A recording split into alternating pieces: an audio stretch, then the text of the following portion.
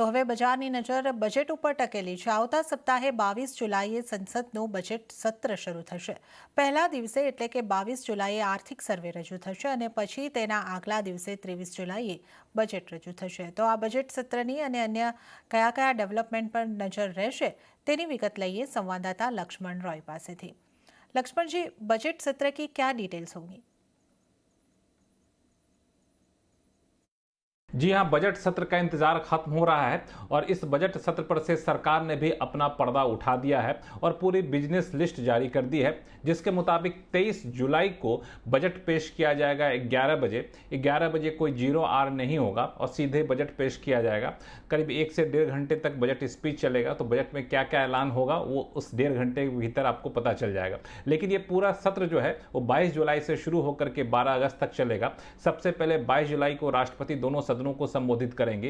राष्ट्रपति के संबोधन के आधे घंटे बाद आर्थिक सर्वे पेश किया जाएगा और उसके अगले दिन बजट पेश किया जाएगा और फिर बजट उसी सत्र में पारित भी करा लिया जाएगा। और इस पूरे सत्र में बजट के साथ साथ यानी फाइनेंस बिल के साथ साथ 6 बिल पारित किए जाने के लिए सरकार ने बिजनेस लिस्ट में शामिल किया है। जी लक्ष्मण जी, तो इस सत्र में सरकार कौन कौन से बिल पेश कर सकती है?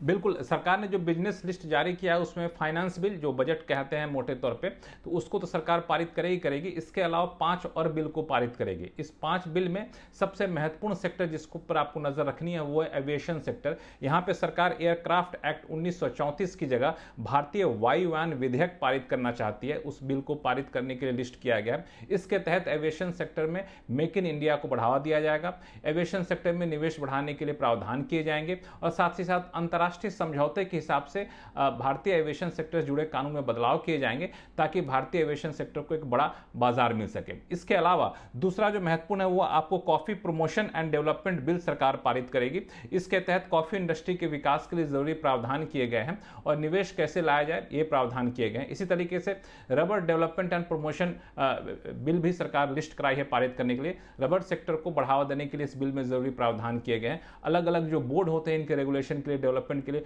उसमें एक बेहतर तालमेल हो इसके लिए भी जरूरी प्रावधान किए गए हैं। और लेकिन 2 सेक्टर जिसमें थोड़ी सी निराशा लग रही है वो है बैंकिंग और इंश्योरेंस सेक्टर। दरअसल माना यह जा रहा था कि सरकार इस बजट सत्र में इंश्योरेंस अमेंडमेंट बिल लाएगी ताकि कंपोजिट लाइसेंस का रास्ता साफ निकल कर सामने आएगा, और माना यह भी जा रहा था कि बैंकिंग अमेंडमेंट बिल लाएगी ताकि बैंकिंग सेक्टर में, सरकारी बैंकों में सरकार की हिस्सेदारी 51% से कम करने का रास्ता साफ हो जाएगा। लेकिन ये दोनों बिल इस लिस्ट में शामिल नहीं है। लेकिन साफ कर दूं कि कई बार ऐसा होता है कि लिस्ट में शामिल नहीं होने के बावजूद कई बिलों को आगे चल करके जोड़ा जाता है बिजनेस लिस्ट में। लेकिन चूंकि घटक दलों की सरकार है इसलिए सरकार इस मुद्दे पर थोड़ी सी फूंक फूंक कर कदम रखना चाहती है।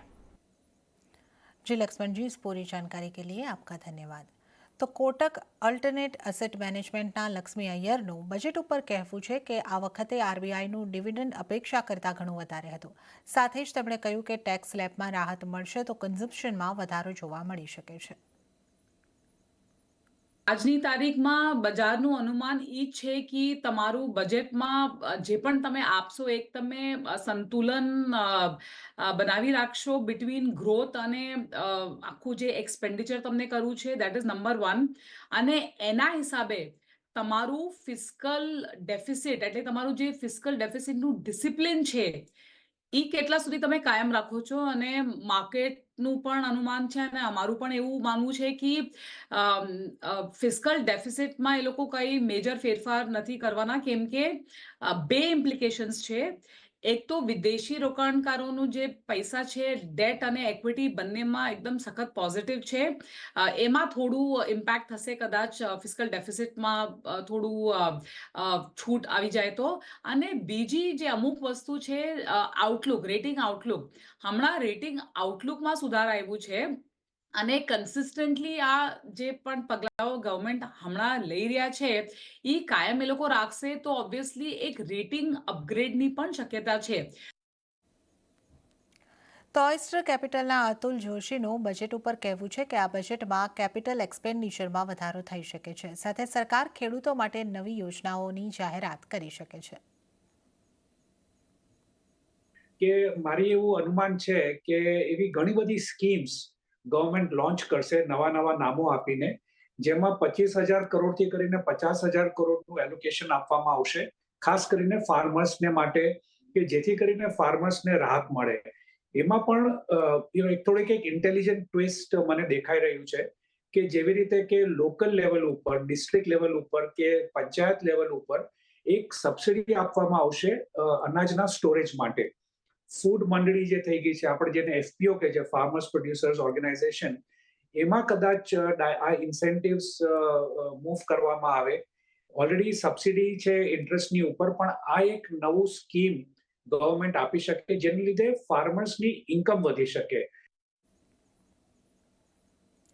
તો ગાંધીનગરમાં આજે ગુજરાતની સેમિકન્ડક્ટર કોન્ફરન્સનું આયોજન કરવામાં આવ્યું. સેમિકન્ડક્ટર ક્ષેત્રને બજેટથી શું છે આશા, આ મુદ્દાઓ પર ટ્યુબ ઇન્વેસ્ટમેન્ટના ચેરમેન મુરુગપ્પન અને ભારત સરકારના electronics and IT secretary S Krishnan સાથે ખાસ વાતચીત કરી. અમારા સંવાદદાતા કેતન જોશીએ આવો જોઈએ.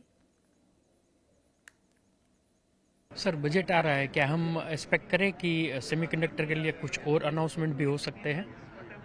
अभी तो हमारा स्कीम ISM स्कीम अभी चल रहा है.